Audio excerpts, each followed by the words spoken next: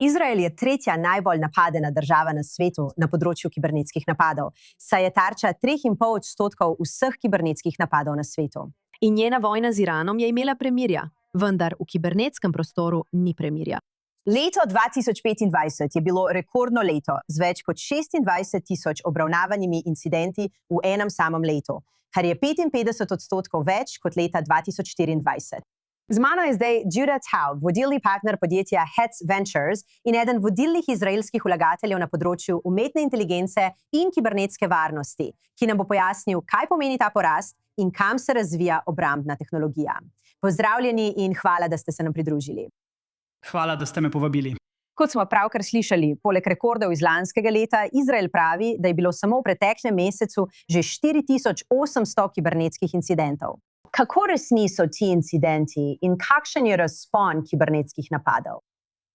Ja, ti so kar resni. Gre za razmeroma majhne napade, ki so lahko usmerjeni proti manjšim odvetniškim pisarnam in zdi se, da gre bolj za množične, neselektivne napade.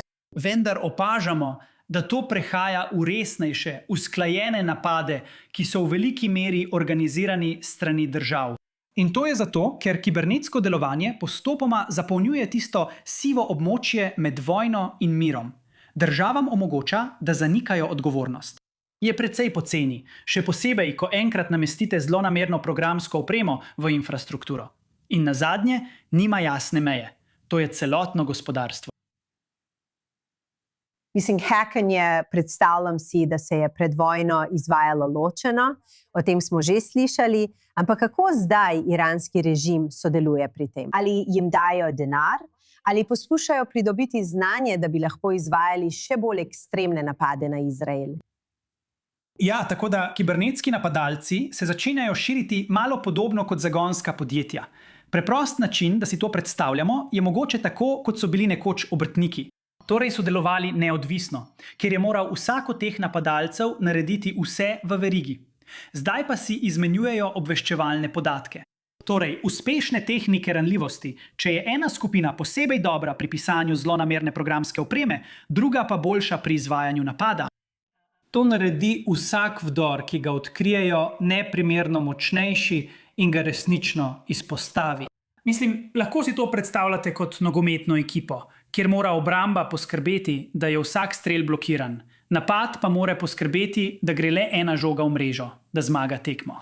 In ko država usklajuje toliko različnih akterjev, postane to še toliko bolj grozeče.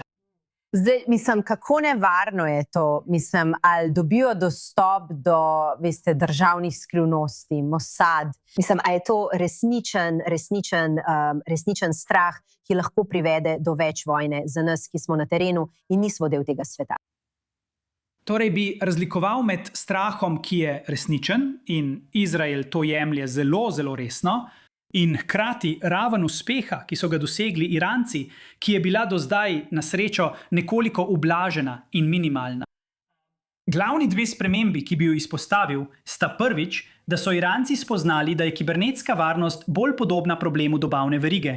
Torej, nekoč ste morda poskušali napasti največje, najbolj privlačne dele dobavne verige, kar je lahko bilo, kot ste rekli, Mossad ali elektropodjetje ali kaj podobnega.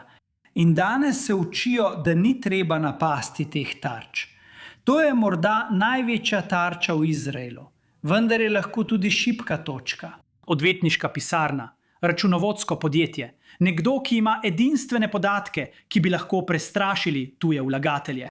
In to je že lažja tarča in lahko ima precej velik učinek. In druga stvar, ki jo opažamo po vsem svetu, je, da se zahvaljujoč umetni inteligenci stroški obrambe, še bolj pa napada, samo znižujejo.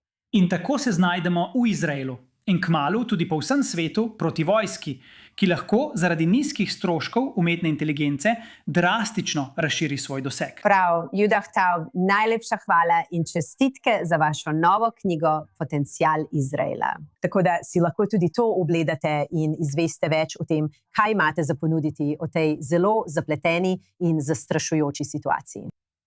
Najlepša hvala.